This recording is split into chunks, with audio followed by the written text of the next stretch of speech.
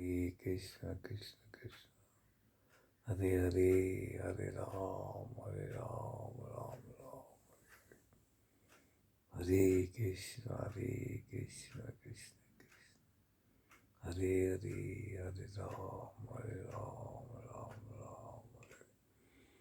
Actually, this material body is the false body. हे जे भौतिक जगत आहे ना, या भौतिक जगतामध्ये द्रव्य हा शब्द संस्कृत वापरत आहे. हे भौतिक जगत जे आहे, हे जे आहे, या जगतामध्ये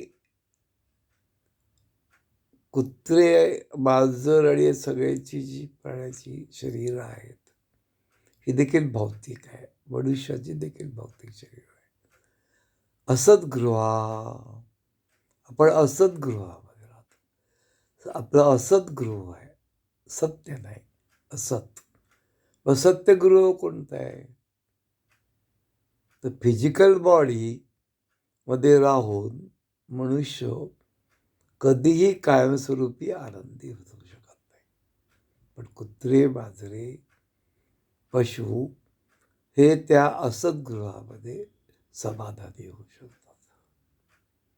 जोपर्यंत आपण सतगृहामध्ये जात नाही, सतगृहा, तोपर्यंत आपण कधीही परमनंट सुखी होऊ शकत नाही. पुढे लेयर आहे, आवरण आहे. भौतिक देह हा लेयर आहे. तथा देहांतरम प्राप्ती आहे. म्हणून पुन्हा पुन्हा जन्ममृत्यू जराव्याधी होत चाललेला आहे.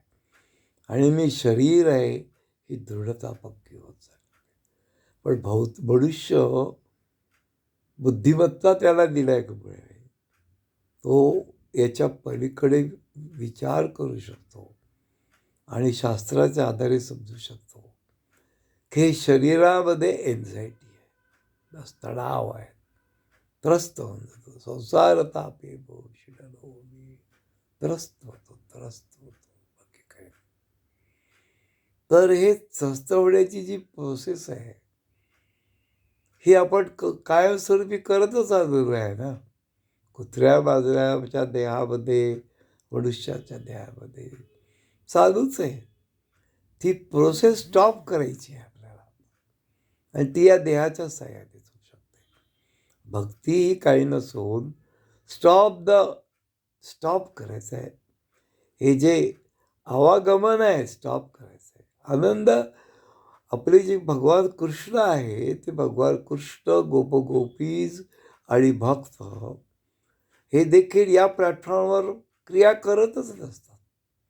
त्यांची क्रिया ही सतगृहामध्ये असल्यासारखी असते, अचिंत्य असते, चैतन्यमय असते. ज्या दिवशी आपण महामंत्र सुरू करतो, मी शरीर नाही, ही अनुभूती सुरू होते महामंत्राने. हरे कृष्ण कृष्ण कृष्ण हरे हरे, हरे राम राम राम.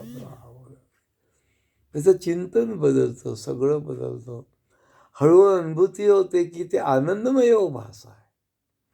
हे सगळ्या कृती आनंदमय भास आहेत. म्हणून दुसरा देह जो आहे तो स्पिरिच्युअल देह आहे. या देहानेच आपल्याला पुढे जाता येऊ शकतं. हरे कृष्ण